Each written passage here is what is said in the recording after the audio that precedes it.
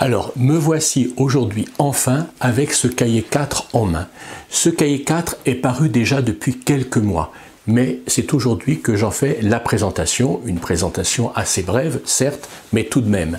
Je le pose ici, j'aurai peut-être l'occasion de le remontrer. Alors, de quoi s'agit-il ? Comme on le sait, dans chaque cahier, il y a le texte principal. Dans le cahier 1 puis 2, il s'agissait, comme on le sait, des accords de sixte augmenté, cahier 1, italienne et française, cahier 2, sixte augmentée allemande. Puis dans le cahier 3, c'était l'harmonie napolitaine dans ses différents états, ses différents aspects, différents types d'enchaînement, harmonie napolitaine. Puis enfin, voilà ce cahier 4, cette fois, qui traite de l'harmonie, l'accord de septième du deuxième degré. Alors, dans ces 4 cahiers, il s'agit à chaque fois d'un accord de prédominante, c'est-à-dire d'un accord qui précède la dominante cadentielle. Cette dominante cadentielle, comme on le sait, c'est en Do l'accord de Sol à l'état fondamental, pas toujours, mais là je parle de l'état fondamental. Cet accord de Sol, je ne développe pas, il peut s'enchaîner soit à l'accord de tonique à l'état fondamental, auquel cas c'est une cadence parfaite, ou à l'accord de tonique renversé, cadence imparfaite, ou à l'accord du 6e degré, cadence rompue, ou bien la musique fait une station sur l'accord de dominante, auquel cas il s'agit d'une demi-cadence. Quoi qu'il en soit, il s'agit de l'accord de dominante cadentielle donc, et donc ce dont je parle, ce sont bien de ces accords qui précèdent cet accord, les accords de prédominante. Alors ici, un accord d'une très grande importance dans l'histoire de la musique, l'accord de septième du deuxième degré. Évidemment, j'aborde dans une grande partie tout ce qui doit être abordé, c'est-à-dire les 4 états de cet accord. Il s'agit d'un accord de 4 sons, bien sûr, donc il y a 4 états. Je présente dans un premier temps, dans cette fameuse section cadentielle, les 2 états les plus courants, c'est-à-dire le premier renversement. Il s'agit bien de l'accord Ré Fa La Do en Do, ou bien Ré Fa La bémol Do en Do mineur. Donc le premier renversement est sur Fa, il s'agit de l'accord chiffré 6-5, qu'on peut qualifier d'accord de sixte et quinte, et également de l'accord de mon deuxième propos, l'accord dans son état de deuxième renversement avec le La à la basse. Donc ces 2 éléments sont les éléments primordiaux à connaître. Nous aurons donc une section cadentielle Fa-Sol, le Fa portant l'accord chiffré 6-5, ou bien La, Sol, les 2 notes de part et d'autre du Sol, La, Sol, le La est chiffré 4-3. Dans un troisième temps, j'aborde l'accord de septième du deuxième degré, cette fois à l'état fondamental. Chose également très importante, mais peut-être moins primordiale que les 2 renversements dont j'ai parlé. Donc accord à l'état fondamental, on en trouve un par exemple, même 2 d'ailleurs, accord de septième du deuxième degré précédant cadence, dans le fameux prélude en ut majeur du clavier bien tempéré. Voilà. Donc c'est quand même un très bon exemple, on voit bien donc qu'il est très présent dans l'histoire de la musique. Et puis, 4e évocation, 4e état, le dernier état, chiffré 2, qui a un statut un peu différent, qui aboutit à un accord de dominante qui n'est plus à l'état fondamental. J'en parle donc assez abondamment. Voilà, ça c'est une chose.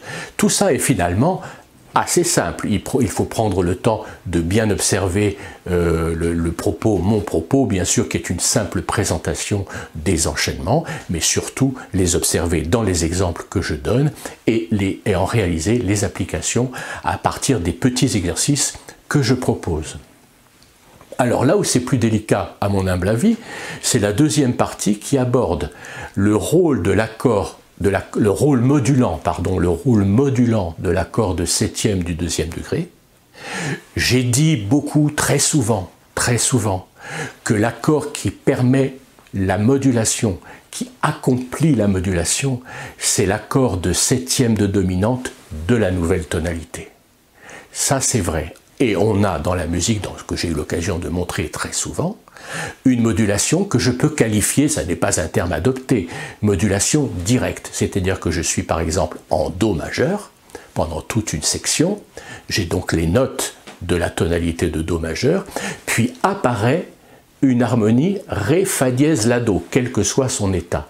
Et cette harmonie Ré, Fa dièse, La, Do est bien la septième de dominante de la nouvelle tonalité, ici Sol majeur par rapport à Do majeur, c'est-à-dire modulation à la dominante. J'entends modulation directe dans la mesure où c'est seulement cet accord de septième de dominante de la nouvelle tonalité qui réalise la modulation.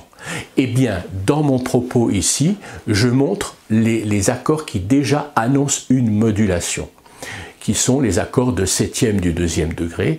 On a donc une modulation qu'on pourrait qualifier de indirecte, c'est-à-dire qu'au lieu d'être amené immédiatement, directement par l'accord de dominante de la nouvelle tonalité, c'est l'accord de septième du deuxième degré qui amorce la modulation. On va trouver ça dans de très très beaux exemples. J'en parle donc, je ne vais pas développer ici. Mais ce que je veux dire, c'est que cette partie concernant la modulation est peut-être un petit peu complexe. Complexe, à vrai dire, non. Quand on prend chaque cas, ça n'est pas complexe, mais la totalité, on peut s'y perdre. Et je conseillerais donc, je le remontrerai dans le cadre des vidéos que je réaliserai pour montrer les détails de ce cahier vidéo clé de lecture, tels que je les ai déjà réalisés pour les autres cahiers. Je montrerai aussi une petite marche à suivre et je mettrai en garde contre le danger de confusion d'une tonalité à l'autre, d'une modulation à l'autre, je veux dire. Voilà, ça c'est une chose. Alors il y aura beaucoup de grains à moudre avec ce cours, on peut l'appeler un cours. Maintenant, ce cahier possède une deuxième partie qui a été réalisée par l'éditeur Gabriel Foucault, qui a traité les chœurs dans l'œuvre de Robert Schumann. Sans doute, enfin les chœurs, ça n'est pas le seul aspect, mais finalement les chœurs sont très centraux, les chœurs a cappella, ou éventuellement, mais ils sont plus rares, ce qui compte, ce sont beaucoup les chœurs a cappella chez Schumann. C'est une partie de son œuvre un peu méconnue, donc je trouve que cet article est particulièrement bienvenu pour dévoiler finalement, parce que finalement, pour dévoiler, je finis mes phrases, pour dévoiler un aspect de l'œuvre de Schumann un peu méconnu. Parce que finalement, les Schumanniens, j'en connais et j'en suis moi-même, les Schumanniens connaissent l'œuvre pour piano de Schumann, les œuvres symphoniques, la musique de chambre, bien évidemment, et beaucoup les leaders, les fameux leaders qui sont si beaux, qui marquent une étape extrêmement importante dans l'histoire du lied allemand.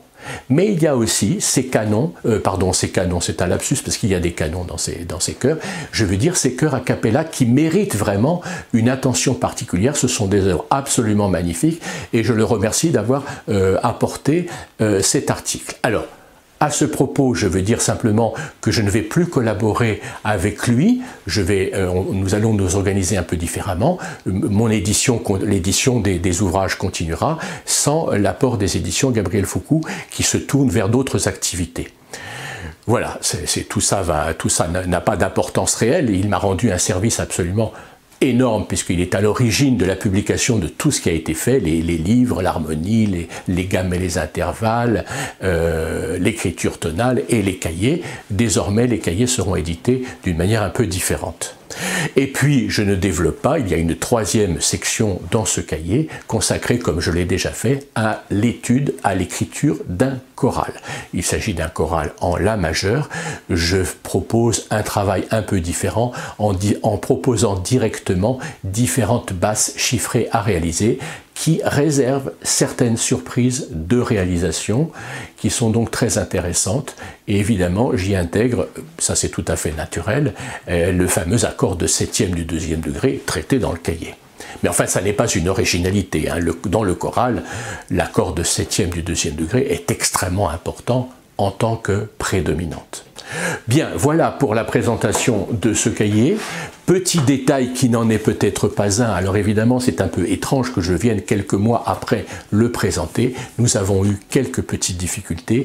Quelques cahiers ont paru et d'ailleurs ont été expédiés à ceux qui l'avaient commandé et dans lesquels se trouvent quelques petites erreurs. Je m'en excuse vraiment. Au pire, j'allais dire, ce n'est pas le pire, bien évidemment pas. On peut éventuellement me demander de renvoyer le cahier corrigé. Alors attention, ce ne sont pas des erreurs, vraiment, ce ne sont pas des erreurs. Il manque dans certaines mentions de tonalité la mention du bémol. Alors par exemple, je donne un exemple, je ne sais pas où il est, peu importe, je vais dire mi bémol majeur est le relatif majeur de Do mineur. Et bien dans le texte, à certains endroits, il y a écrit Mi majeur, il manque le bémol. Mais il est évident que c'est Mi bémol. J'espère et je suis sûr que tout le monde sera en mesure et aura été en mesure de rectifier ces petites erreurs.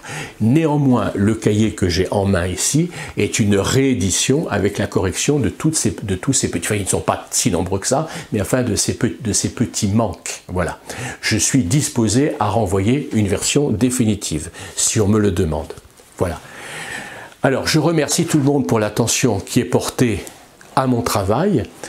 Je remercie encore pour l'enthousiasme, parce qu'on peut parler vraiment d'enthousiasme qui m'a porté au cours de toutes ces années, et j'aborde donc avec un entrain non dissimulé la 11e année de travail, et je souhaite à tous, à toutes, un excellent travail, une bonne étude, un approfondissement de toutes ces notions.